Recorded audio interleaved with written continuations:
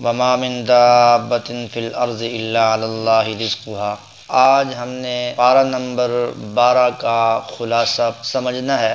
پارہ نمبر 12 کے آغاز میں اللہ تبارک و تعالی نے فرمایا ہے کہ زمین پر چلنے والی جتنی بھی چیزیں ہیں، ہر ایک کا رزق اللہ تبارک و تعالی مہیا کرتے ہیں۔ اس کے بعد اللہ تبارک و تعالی نے مشرکین کے اعتراض کا جواب دیتے ہوئے ان کو چیلنج دیا ہے۔ مشرکین کا شبہ اور اعتراض یہ تھا کہ قرآن مقدس یہ پیغمبر صلی اللہ علیہ وسلم کی خود ساختہ گھڑی ہوئی کتاب ہے۔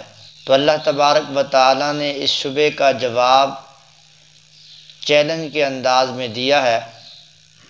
اللہ تبارک و تعالی نے فرمایا ہے کہ تم بھی عربی دان ہو، عربی کلام پر قادر ہو، لہٰذا فاتو بعشر سور مثلی، قرآن کریم جیسی 10 صورتیں لا کر دکھاؤ۔ پتہ چلتا ہے تو معلوم ہو گیا کہ تم قرآن کریم کی 10 صورتیں نہیں لا سکتے، اور حتیٰ کہ ایک صورت بھی نہیں لا سکتے، تو مان لو قرآن مقدس پیغمبر کی گڑھی ہوئی کتاب نہیں ہے، یہ اللہ تبارک و تعالی کا کلام ہے۔ اس کے بعد اللہ تبارک و تعالی نے بالترتیب انبیاء کرام کے واقعات اور ان کی اقوام کے حالات کا تذکرہ کیا ہے۔ سب سے پہلے حضرت نوح علیہ السلام کی قوم کا ذکر کیا۔ حضرت نوح علیہ السلام نے 950 سال تک توحید کا پیغام قوم کو سنایا، لیکن لوگوں نے حضرت نوح علیہ السلام کی دعوت کو ٹھکرا دیا، تسلیم نہ کیا۔ بالآخر اللہ تبارک و تعالی نے حضرت نوح کو حکم دیا کہ اب آپ کشتی تیار کرو جس میں آپ کے ساتھ اہل ایمان سوار ہو جائیں، اور باقی جتنی قوم بھی ہے ساری کی ساری کو عذاب کی لپیٹ میں لے لیا جائے۔ حضرت نوح علیہ السلام نے جب کشتی بنانا شروع کی تو قوم والے گزرتے اور مذاق اڑاتے، پانی ہے کوئی نہیں اور یہ کشتی بنا رہا ہے۔ بہرحال حضرت نوح علیہ السلام نے جب کشتی تیار کر لی، اللہ تبارک و تعالیٰ کی جانب سے عذاب شروع ہوا، زمین نے بھی پانی اگلنا شروع کیا، آسمان سے بھی پانی برسنا شروع ہوا، ساری کی ساری زمین سیلاب آلود ہو گئی۔ اور حضرت نوح علیہ السلام کا ایک کافر بیٹا تھا، وہ بیٹا حضرت نوح نے اس کو کہا کہ تو بھی کشتی پر سوار ہو جا، ایمان لے آ۔ کہنے لگا کہ میں کشتی پر سوار نہیں ہوتا، میں کیا کروں گا، پہاڑ کی چوٹی پر چڑھ کر اپنے آپ کو بچا لوں گا۔ اللہ تبارک و تعالی فرماتے ہیں قال لا عاصم اليوم من امر اللہ الا من رحم، آج کے دن صرف اہل ایمان ہی اللہ کے عذاب سے اور اس سیلاب سے بچیں گے۔ لیکن ایسے ہوا وحال بینہم الموج فکان من المغرقین، حضرت نوح اپنے بیٹے کو دیکھ رہے ہیں، آنکھوں کے سامنے پانی کی موج آئی اور وہ پانی کی نظر ہو گیا۔ حضرت نوح علیہ السلام نے بارگاہ الہی میں دعا کی کہ یا اللہ تو نے وعدہ کیا تھا کہ تیری اہل کو میں عذاب میں گرفتار نہیں کروں گا، میرا بیٹا عذاب الہی میں گرفتار ہو گیا۔ اللہ تبارک و تعالی نے نوح کو کہا یا نوح انہ لیس من آلک، یہ جو تیرا بیٹا ہے یہ تیری آل میں سے نہیں ہے، کیونکہ انہ عمل غیر صالح، اس کا ایمان اور عقیدہ اور عمل ٹھیک نہیں تھا، تو لہٰذا جس نے آپ پر ایمان رکھا ہے اور عمل صالح رکھے ہیں وہ آپ کے ساتھ ہوں گے، لہٰذا یہ آپ کا بیٹا آپ کا نہیں ہے۔ تو پھر اللہ تبارک و تعالی نے سب کو کیا کر دیا، ہلاک کر دیا۔ اس کے بعد اللہ تبارک و تعالی نے حضرت ہود علیہ السلام کی قوم کے حالات کو تفصیل کے ساتھ بیان کیا ہے۔ قوم عاد کی جانب حضرت ہود کو نبی بنا کر بھیجا۔ اس قوم میں سب سے بڑا جرم یہ تھا کہ یہ شرک کرتے تھے، اللہ کی ذات اور صفات میں دوسروں کو شریک ٹھہراتے تھے۔ تو حضرت ہود علیہ السلام نے بارہا ان کو دعوت دی، لیکن انہوں نے دعوت کو قبول نہیں کیا، حتیٰ کہ یہاں تک کہہ دیا کہ الیاذ باللہ نو دیوانے ہیں، ان نقول الا تراک بعض آلہتنا بسوء، کہنے لگے ہمارے بعض باباؤں نے ان کو کیا کر دیا ہے، مفلوج کر دیا ہے، ذہنی طور پر یہ خراب ہو گیا الیاذ باللہ۔ جس طرح آج کل بھی کچھ لوگ کہتے ہیں نا کہ ان کو پیریں دی کی ہے بدعا لگ گئی ہے، پیریں دی نہ خیرہ لگ گیا ہے، تو اس طرح انہوں نے بھی کہا حضرت ہود علیہ السلام کو۔ بہرحال اللہ تبارک و تعالیٰ نے اس قوم پر بھی اپنے عذاب کا کوڑا برسایا۔ اس کے بعد اللہ تبارک و تعالیٰ نے حضرت صالح علیہ السلام کی قوم کے حالات کو بیان کیا۔ صالح علیہ السلام کی قوم نے یہ مطالبہ رکھا تھا کہ صالح آپ اللہ سے دعا مانگے کہ 10 ماہ کی گابن اونٹنی اللہ فلاں متعین چٹان سے پیدا کر دے، اور پیدا ہوتے ہی وہ بچہ جنے تو ہم کیا کریں گے، آپ کو نبی تسلیم کر لیں گے، آپ پر ایمان لے آئیں گے۔ بہرحال اللہ کا یہ ضابطہ اور قانون ہے کہ منہ مانگی جب نشانی مانگی جائے نا تو پھر اس پر بندہ ایمان نہ لائے پھر بعد میں، تو پھر اللہ عذاب کی لپیٹ میں لے لیتے ہیں۔ تو بہرحال وہ جب نہیں پیدا ہوئی اس کے بعد انہوں نے کیا کیا، اس اونٹنی کو قتل کر دیا، ایمان نہیں لایا، اللہ تبارک و تعالیٰ نے اس کو بھی عذاب میں گرفتار کر لیا۔ اس کے بعد اللہ نے حضرت ابراہیم علیہ السلام کا ذکر کیا ہے۔ حضرت ابراہیم کو اللہ تبارک و تعالیٰ نے بڑھاپے کے اندر اولاد عطا کی۔ حضرت ابراہیم کے 2 صاحبزادے تھے، ایک حضرت اسحاق اور دوسرے کا نام حضرت اسماعیل۔ حضرت اسحاق کی اولاد میں حضرت یعقوب اور یوسف، یہ پورا سلسلہ ہے، اور حضرت اسماعیل علیہ السلام کی اولاد میں سیدنا محمد رسول اللہ صلی اللہ علیہ وسلم کی ذات مبارکہ ہیں۔ اس کے بعد اللہ تبارک و تعالیٰ نے حضرت لوط علیہ السلام کی قوم کے حالات و احوال بیان کیے۔ اس قوم میں سب سے بڑا جو جرم تھا وہ جرم شرک کے ساتھ ساتھ یہ تھا جن پرستی۔ یہ جنس پرستی، مرد کا مرد کے ساتھ خواہشات کو پورا کرنا۔ اللہ تبارک و تعالیٰ کے فرشتے آئے، فجعلنا عالیہا سافلہا وامطرنا علیہا حجارۃ من سجیل، زمین کے نچلے حصے کو اوپر کر دیا، اوپر والے کو نیچے کر دیا، اور ان پر پتھروں کی بارش اللہ نے برسائی۔ اس طرح یہ ایک عذاب الہی کا کیا کیے، گرفتار ہوئے عذاب الہی میں۔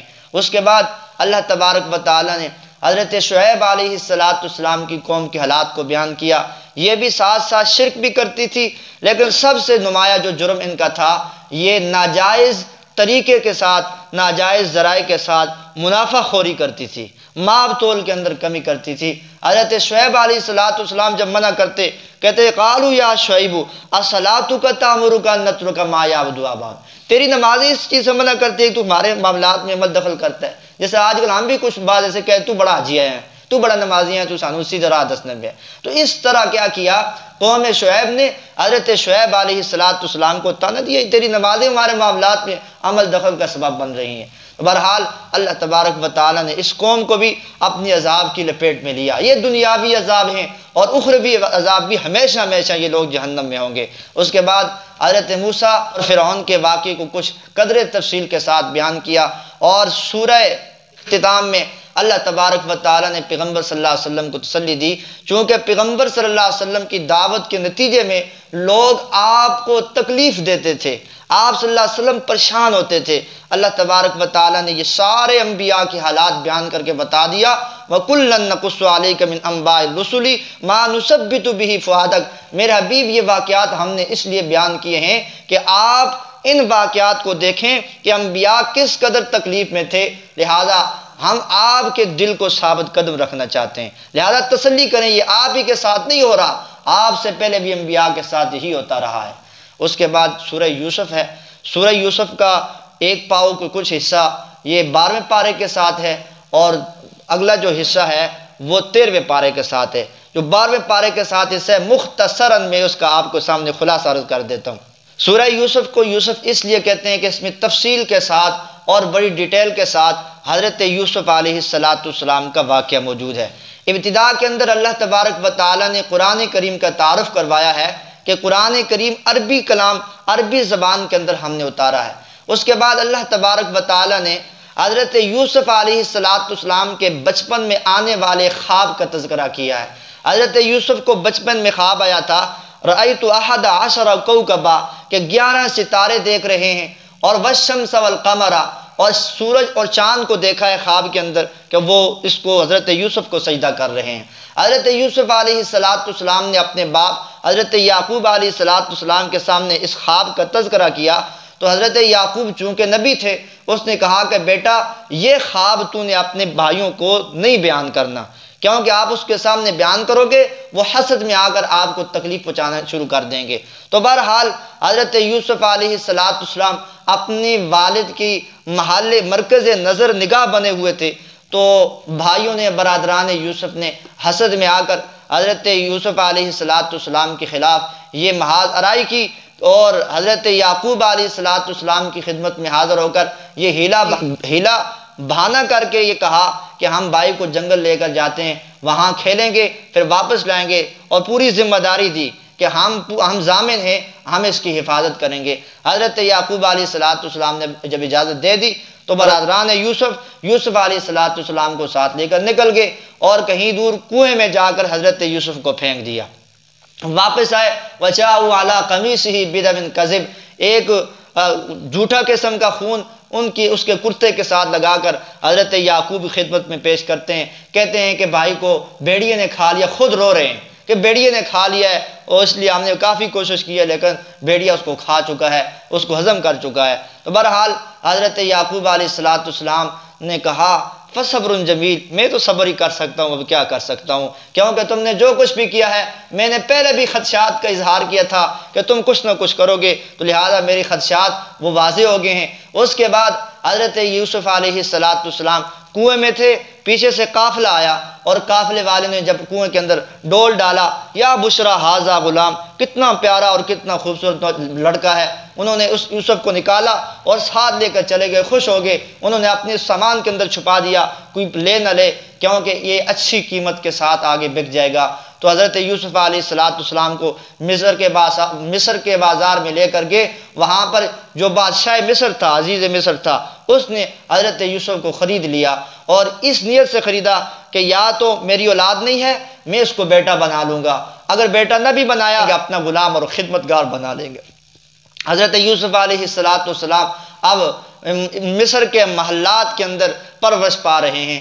وقت گزرنے کے ساتھ ساتھ حضرت یوسف علیہ السلام کو زلیخا نامی جو عورت عزیز مصر کی بیوی تھی، اس نے فریفتہ کرنا شروع کر دیا، آپ کے پیچھے پڑ گئی۔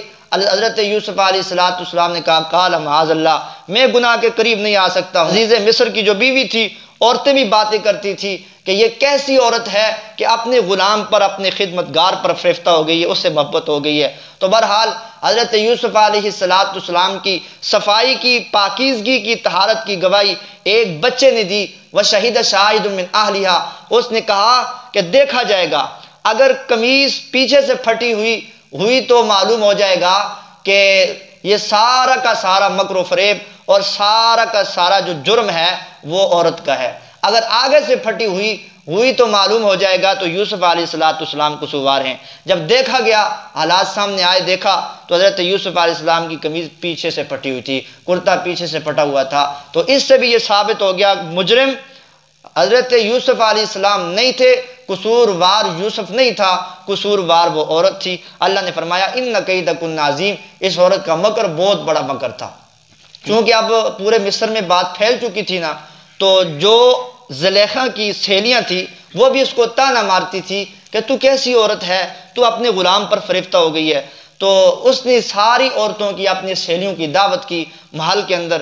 جب دعوت کے دوران حضرت یوسف کو بلایا گیا تو ان کے ہاتھوں میں چھریاں تھما دی گئی۔ حضرت یوسف علیہ السلام کا جب گزر ہوا، بجائے پھل کاٹنے کے انہوں نے اپنے وَقَطَّعْنَ أَيْدِيَهُنَّ، اپنی انگلیوں کو کاٹ دیا۔ یعنی حضرت یوسف کے حسن کو دیکھ کر بالکل دنیا سے بے خبر ہو گئی، ان کی جو انگلیاں تھیں وہ کٹ گئی بجائے پھل کٹنے کے۔ حضرت یوسف علیہ السلام جب وہاں سے گزر گئے تو اس وقت زلیخا نے کہا لُمْتُنَّنِي فِي، یہ ہے وہ بندہ جس کے بارے میں تم مجھے ملامت کرتی ہو، ہر وقت کہتی رہتی ہو تو کیسی عورت ہے۔ تو بہرحال حضرت یوسف علیہ السلام کو اس عورت نے کہا اگر میری خواہش نہیں پوری ہوگی میں تجھے جیل میں بھیجوں گی۔ حضرت یوسف نے اللہ سے دعا مانگی، یا اللہ اس گناہ سے مجھے بچا لے، جیل جانا مجھے بہت پسندیدہ ہے، میں جیل چلا جاؤں گا۔ حضرت یوسف علیہ السلام جیل میں چلے گئے، وہاں گئے المختصر، وہاں دو قیدی ملے، دونوں کو خواب آیا تھا۔ ایک کو خواب آیا کہ اس نے اپنے سر پر ٹوکرا روٹیوں کا رکھا ہوا ہے، اوپر سے پرندے آ رہے ہیں، نوچ نوچ کر روٹیاں کھا رہے ہیں، اس نے خواب دیکھی۔ دوسرے نے خواب یہ دیکھی کہ رس نکال رہا ہے، شراب بنا رہا ہے۔ تو حضرت یوسف علیہ السلام سے جب ان دونوں نے خوابوں کی تعبیر پوچھی تو اس کے بارے میں کہا کہ یہ بادشاہ کا ساقی بنے گا، جو بادشاہ ہے اس کا ساقی بنے گا، اور جس کے سر پر ٹوکرا ہے اور روٹیاں پرندے نوچ نوچ کر کھا رہے ہیں، وہ جو ہے اس کے حوالے سے حضرت یوسف نے تعبیر دی کہ یہ اس کو سزائے موت ہوگی، یہ موت کی گھاٹ میں اترے گا۔ تو بہرحال ایسے ہی ہوا، وہ جو دوسرا تھا وہ آزاد ہو کر بادشاہ کا ساقی بن گیا۔ لیکن حضرت یوسف نے ایک بات کہی تھی کہ جب باہر جاؤ نا تو جا کر بادشاہ تک یہ بات پہنچانی ہے کہ جیل میں ایک قیدی ہے اور بے قصور ہے، کافی عرصے سے پڑا ہوا ہے، اس کی کچھ چھان بین ضرور کرو۔ لیکن یہ جب قیدی باہر گیا نا، یہ جو ساقی تھا یہ باہر گیا تو اس کو بات ہی بھول گئی۔ ظاہر بات ہے اپنی خوشی میں تو سارے کو غم بھول جاتے ہیں بندے کو، تو یہ بھول گیا۔ کئی عرصہ گزر گیا تو عرصہ دراز کے بعد حضرت یوسف علیہ السلام کیسے یاد آئے، اس کی صورت یہ بنی، بادشاہ کو خواب آیا۔ خواب یہ تھا کہ 7 موٹی تازی پتلی اور دبلی گایوں کو کھانا شروع کر دیا، اور 7 بالیاں سبز اور ساز کیا ہیں، خشک۔ یہ خواب آیا تو حضرت یوسف علیہ السلام تک یہ ساقی پہنچا۔ اس نے بادشاہ کو کہا کہ کوئی بھی اس کی تعبیر نہیں بتا رہا، میں آپ کو ایسے بندے کے پاس لے کر جاتا ہوں جو اس کی حضرت یوسف علیہ السلام کے پاس وہ ساقی پہنچا، اور اس نے حضرت یوسف علیہ السلام نے تعبیر دی کہ 7 سال قحط سالی کے آئیں گے آپ کی ملک میں، آپ کی سلطنت میں، اور 7 سال کے بعد اللہ تبارک و تعالی معیشت کو سٹرونگ کر دیں گے، مستحکم کر دیں گے۔ تو بہرحال جب یہ خواب کی تعبیر اس نے سنی، بادشاہ نے اس نے کہا کہ یہ تو بڑا دانا آدمی ہے، اس کو جیل میں کس نے بند کر دیا، لہٰذا اس کو باہر نکالو۔ تو باہر جس وقت بندے پہنچے نا حضرت یوسف کو نکالنے کے لیے، کہ حضرت یوسف کو کہا کہ آپ باہر آ جائیں، حضرت یوسف نے کہا کہ میں باہر نہیں آتا۔ پہلے وہ معاملہ جو پیچھے ہے نا، جو کھڑا کیا تھا طوفان بدتمیزی، اور جو عورتوں نے وہ اپنی انگلیاں کاٹ دی تھی، وہ معاملہ اس کی صفائی کرو۔ جب تک صفائی نہیں ہوگی اور میں بری و ذمہ نہیں ہوں گا، تو میرے اوپر سے الزام نہیں ہٹے گا، تب تک میں باہر نہیں آؤں گا۔ اس کے بعد جب تفتیش کروائی گئی تو جو زلیخا تھی اس نے اپنے جرم کا اعتراف کیا، اور حضرت یوسف علیہ السلام پھر جیل سے باہر آئے۔ اس کے بعد کیا حالات و واقعات پیش آئے، انشاءاللہ وہ آئندہ 13ویں پارے کے اندر وہ حصہ ہے، اس کو آئندہ بیان کریں گے۔ اللہ عمل کی توفیق۔